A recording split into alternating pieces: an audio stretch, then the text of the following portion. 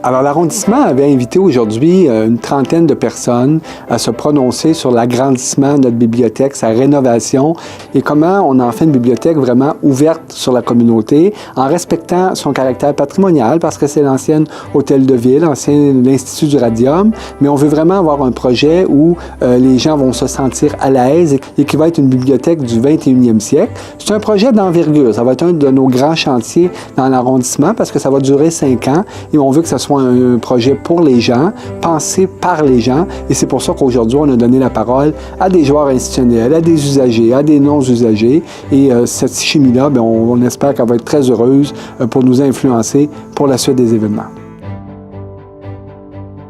Quand on rentre dans la bibliothèque Maisonneuve telle qu'elle est aujourd'hui, on est toujours pris d'une certaine humilité, là. Il y a l'escalier majestueux, le puits de lumière. Il y a une majesté à cette bibliothèque-là. On sent qu'on entre dans un temple.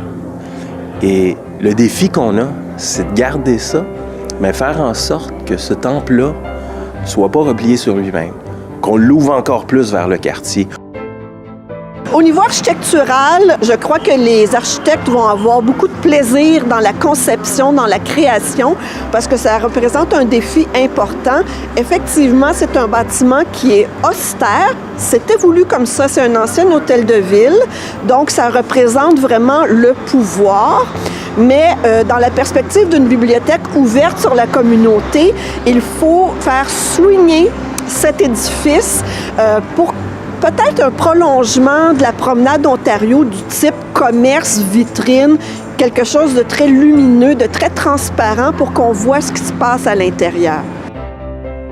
Le travail en atelier, surtout dans un travail de conception comme ça, c'est-à-dire qu'on est encore loin de la terminaison de ce projet-là. Donc, on est encore dans le brassage d'idées. Puis, le travail en atelier permet de bien brasser des idées. On retient pas tout, mais on se donne des idées, on se challenge dans nos idées, on fait du pouce sur les idées des autres. Puis là, après ça, on en arrive à avoir des visions qui intègrent plusieurs dimensions, qui, dans un travail seul, j'imagine la complexité.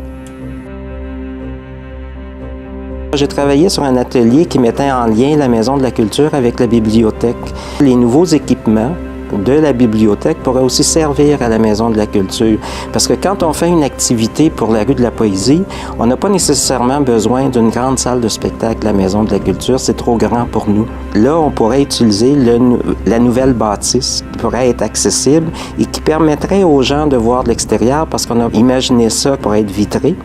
Alors, ça pourrait permettre aux gens de l'extérieur de voir qu'est-ce qui se passe à l'intérieur. Il faut que dans sa configuration, la nouvelle bibliothèque nous permette d'avoir le goût d'apprendre plus. C'est le défi d'architecture et de l'aménagement, de faire en sorte que la configuration des lieux, on ait le goût d'apprendre, on ait le goût de rêver, on ait le goût d'écrire des histoires, d'en lire, de communiquer, vraiment qu'on se sente bien. Que ce soit un endroit où on se dégage un espace mental qui nous permet d'évoluer.